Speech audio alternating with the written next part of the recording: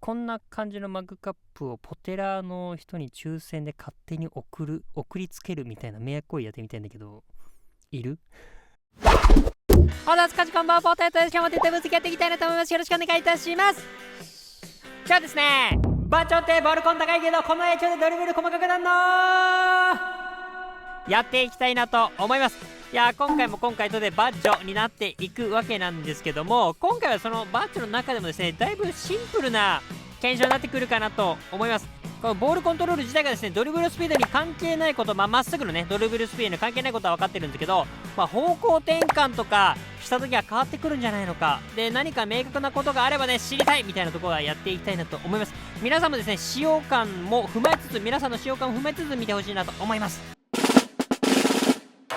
検証ですね。検証方法は iPhone に動きを記憶させて検証していきたいなと思います。主にですねダッシュドリブルをしてですね、画面下の方向に向かってからしばらく向かってから、左方向に旋回していくと。でこれ問題だったのが、ボルコンを上げてしまうとですねドリブルも数値も上がってしまうということですね。そうすると原因分かんなくなっちゃうので、ボルコンが低い選手ですね、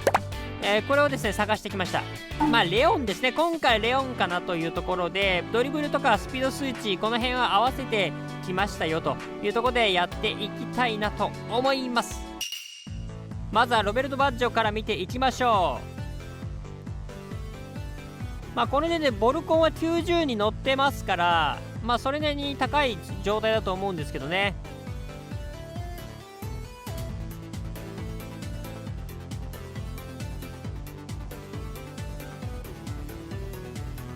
はい、見ていただきました。ボールがですね輪っかから出るか出ないか、ここに注目していくと一番分かりやすいのかなと思いますので、このままレオン見ていきましょう。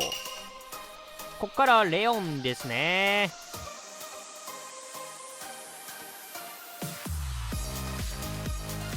実際でもねこのレオンのドリブルは半端じゃないですけど、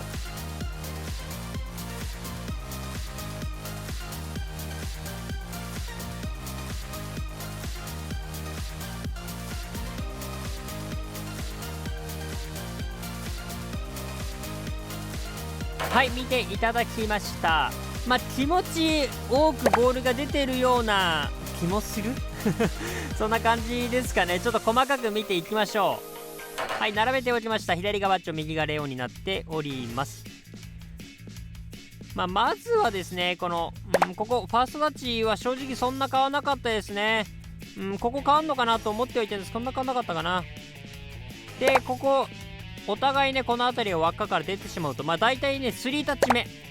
加速が、最高速に入るところっていうのかな、ここはですね結構大きくなりがちなのかなっていうところでしたね。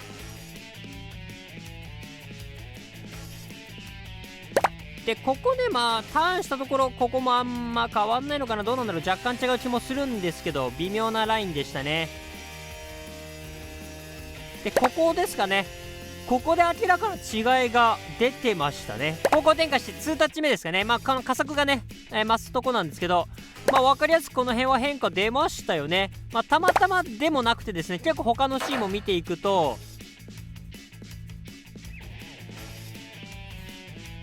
やっぱりこんな感じですよね。何パターンか持ってきたんですけど、でバッチョ自体もやっぱり若干伸びることはあるんですけど、それでも輪っかからはあんま出なかったかな。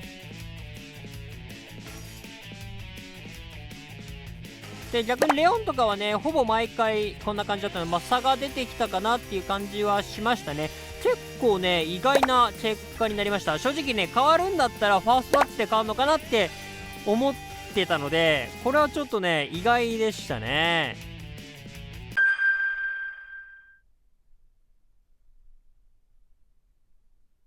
はい、ということですね、ポテラーなら当然ね思ったはずであろう身長説ですね身長説も確かにありえるよね。身長が低いとボールタッチが細かくなるっていうのは検証済みでございますから、要はこの検証ですね、身長が同じでボルコンが低いのにドリブル数値が高いみたいな選手が必要になると、そんなね都合のいい選手なんてねいるよ。アントゥナ選手ですね。メキシコの選手になるんですけども、同じ身長になっていて、ボルコンがねだいぶ違うという形になっていきます。この選手を使っていけばわかるかなと思いますので、やっていきましょう。さあここからアントゥナ選手ですね。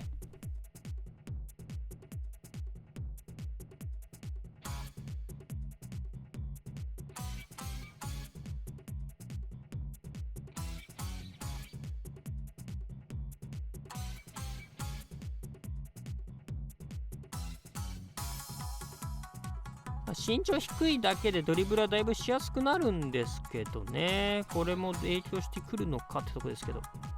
はい、比べていっちゃいましょう。こんな感じですね。